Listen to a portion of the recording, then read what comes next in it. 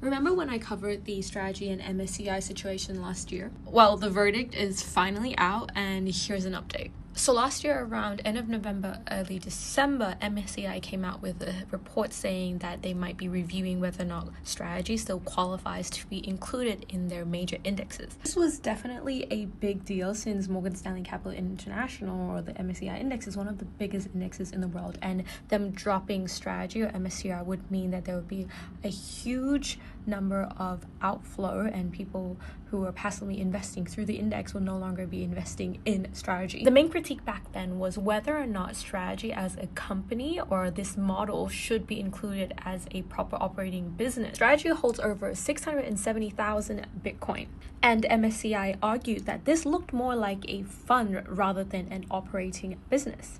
After weeks and months of speculation of what's going to happen and the stock plummeting over 50% due to uncertainty, now it's been announced that yes, they are staying. Why this matters is the MSCI US index tracks over 85% of US stock market. As I've mentioned, delisting MSTR would lead to a major dump in the stock, and this could be catastrophic for the Bitcoin treasury industry at large.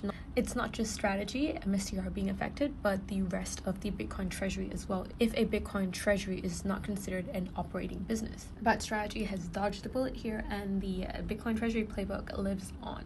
As we get into 2026, I hope that there will be more knowledge and education about what Bitcoin treasuries actually are, and also legitimate players in the Bitcoin treasury space, not just random companies buying a shell company and then calling themselves a Bitcoin treasury. What are your takes on Bitcoin and Bitcoin treasuries?